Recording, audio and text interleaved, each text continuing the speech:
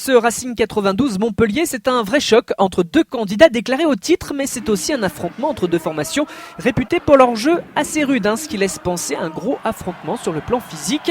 Les Racingmen ont eu du mal à convaincre lors de leur victoire à Bayonne, comme les Montpelliérains face à La Rochelle. Alors il est logique de constater que le début de rencontre est plus que fermé. Ben Botica pour ouvrir le score en faveur du MHR, suite à un travail des avants mêlés fermés. L'égalisation n'intervient qu'à la demi-heure de jeu par Johan Goussen sur une pénalité consécutive à une position de hors-jeu.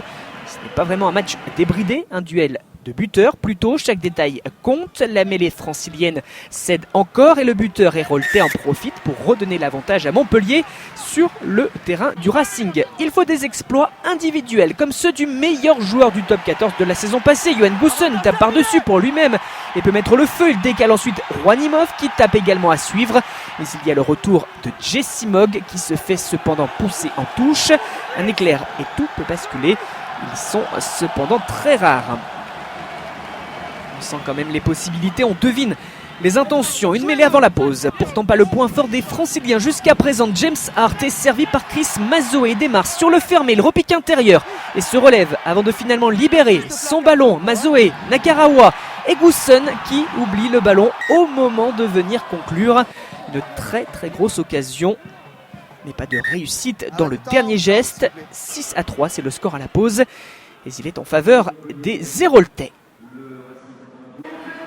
Les buteurs se distinguent encore. 9-9 et rien de bien transcendant jusqu'à ce dernier quart d'heure. La mêlée est francilienne, stable. Xavier Chauveau éjecte sur le grand côté, puis les trois quarts font circuler. Henri Chavancy se saisit du ballon, rafute Ben Botica, prend l'intervalle, résiste au plaquage et termine dans l'embut pour un essai en première main. C'est un exploit individuel qui a le mérite de réveiller Colombe. Il fallait au moins ça pour faire basculer une rencontre indécise et fermée. Un exploit de Chavancy dans la défense. On revoit encore cette belle action de Chavancy. Des attaques très timides jusqu'à présent, beaucoup de maladresse, du déchet offensif. Et il faut une inspiration pour permettre d'avoir enfin un essai. Moins de 5 minutes plus tard, départ au ras de Mazoé qui donne à Rocco Socco. On percute, on fixe et nouveau départ au ras de Xavier Chauveau. Le demi de mêlée avance tout en puissance. Il est lancé, s'arrête sur la ligne. Monsieur Ruiz hésite, il n'est pas sûr de sa décision. Le ballon a-t-il été aplati? La vidéo permet en effet de confirmer que le toucher à terre a bien eu lieu et qu'il ne s'agit surtout pas d'un double mouvement.